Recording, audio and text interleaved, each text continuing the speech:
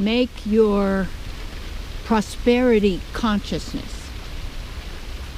To me, prosperity means that I am prosperity. People say, what do you mean I am prosperity? Well, because I am is a name that we give God, the divine or the supreme, that we all have in common, that we are part of.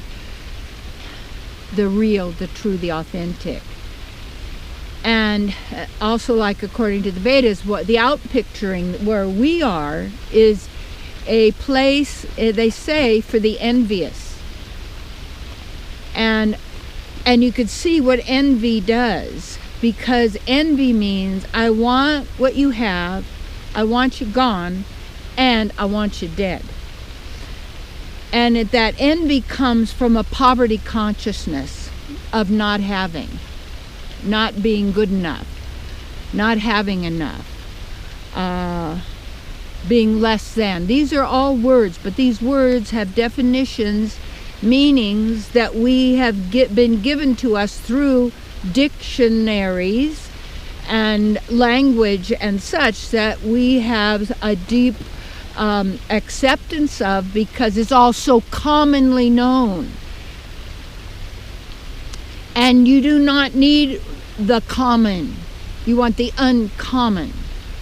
And the true uncommon is always the most common, because it's everyone who is a living entity, not creations.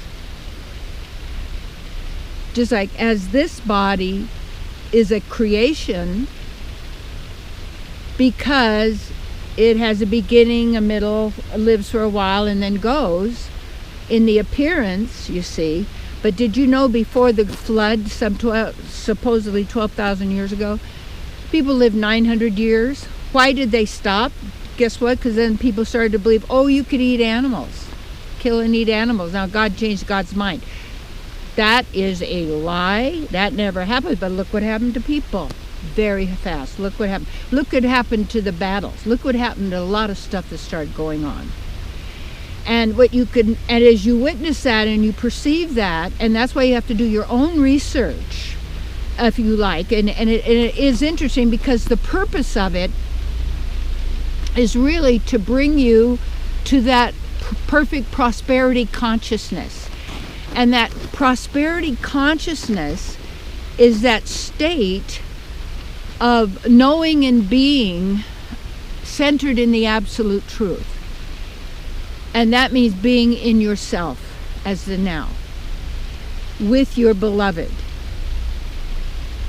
And that we all have the same beloved, yet each of us has our own individual relationship, even those who say atheist or agnostic, or they're this religion or that. Is if we take a notice that the divine is creative, and so its nature is creation, and that means expression. And our nature are these many creators, but actually through which the creation operates. And what we want is, and desire, is the consciousness of prosperity, is that state of the absence of fear and self-doubt. It is an absolute state of grace. And when that state of grace appears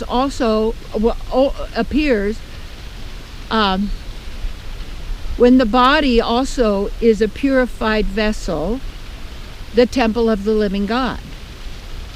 And even a temple on the outside, a church or a temple, synagogue, whatever, build these buildings. There is also the earth is actually really a temple of the manifestations of the love of the beloved, the divine, the male, the female, however you want to call that, spirit and matter. And matter is also mother, you see, who is then the mother of these physical bodies made of these elements. that we have taken on to experience this reality. But it says that this is a reality for the envious. And the envious are those who do not know who they are and the powers they possess, because they believe the second voice, the voice of the mind. And when you focus on the voice of the mind, and now what is everybody talky out there? I'm using it now. And if we're going to use the words and the sounds and the symbols, we want to be conscious of that to actually take us, because these are steps. And as you take the steps are to get you to the place of the perfect prosperity consciousness, which is a state of absolute peace, joy, enthusiasm, compassion, expression. And that's why it's so important also for you to start expressing your artistic abilities and your musical abilities. And people say, oh, I can't sing. Yes, you can. I could teach anybody to sing, because I learned from the maestro. I'm telling you. Everybody has a voice. Perfect prosperity consciousness means to go forth with enthusiasm and to be who you are.